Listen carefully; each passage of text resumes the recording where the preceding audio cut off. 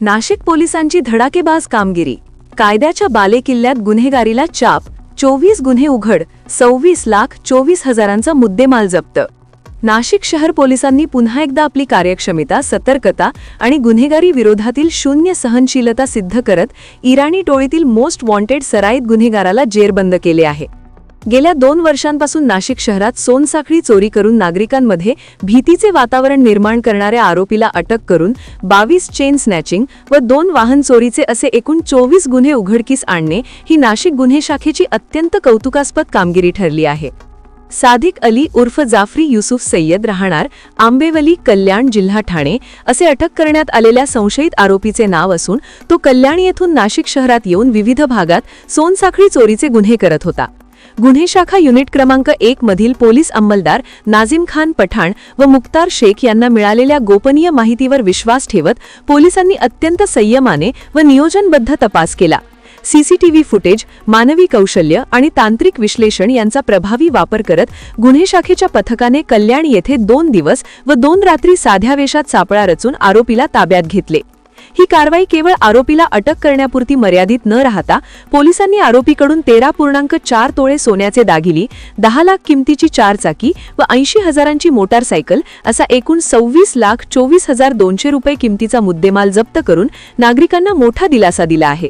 नाशिक शहरातील सोनसाखळी चोरीच्या गुन्ह्यांवर कठोर कारवाईचे स्पष्ट आदेश पोलीस आयुक्त संदीप कर्णिक यांनी दिले होते.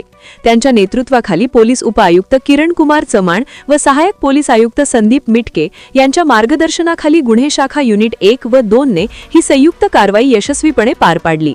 या संपूर्ण मोहिमेत वरिष्ठ पोलीस निरीक्षक डॉक्टर अंचल मुदगल, सहाय्यक पोलीस निरीक्षक हेमंत तोडकर, पोलीस उपनिरीक्षक चेतन श्रीवंत तसेच गुन्हे शाखेतील अधिकारी व अंमलदारांचे योगदान विशेष उल्लेखनीय ठरले आहे.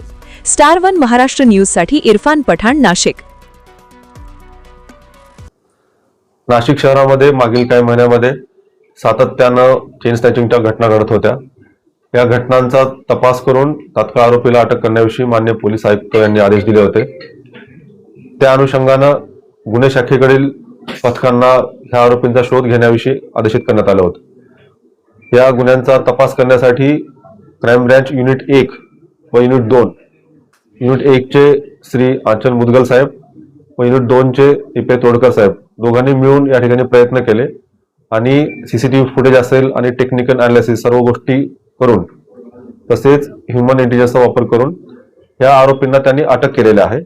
आणि आरोपींना अटक करून एकूण 22 गुन्हे, शहरातील 22 गुन्हे आणि 22 गुन्हे चेन स्नॅचिंगचे आणि वाहन चोरीचे 2 गुन्हे असे 24 गुन्हे यांनी उघड केलेले आहेत. 24 गुन्हे उघड करून यांनी या गुन्ह्यामध्ये एकूण 13.4 तोळे सोनं हस्तगत केलेलं आहे. याशिवाय एक 4 चाकी वाहन आणि एक दुचाकी वाहन देखील हस्तगत केलेलं आहे. असा एकूण यांनी 26 लाखापेक्षा जास्त किमतीचा मुद्देमाल हस्तगत करून चांगली कामगिरी केली आहे आणि गुन्हे उघडकीस आणलेले आहेत. आरोपीला कुठून ताब्यात घेतलं? आरोपीला यांनी ठाणे येथून ताब्यात घेतलेला आहे आणि आरोपी रेकॉर्डवरचा गुन्हेगार आहे, सराईत गुन्हेगार आहे. त्याच्याकडनं अजूनही गुन्हे उघडकीस येऊ शकतात, त्याविषयी आणखी तपास सुरू आहे. मुख्य गुन्हे येतात. कोणत्या पथकाने ताब्यात घेतला आरोपीला? युनिट 1 युनिट 1 आणि युनिट 2 दोन्हीच्या पथकांची संयुक्त कामगिरी आहे. फक्त आरोपीला ताब्यात घेण्यापेक्षा त्याच्या मागे टेक्निकल अनालिसिस देखील महत्त्वाचं असतं. ही सर्व कामगिरी युनिट 1, युनिट 2 दोघांनी मिळून केलेली आहे.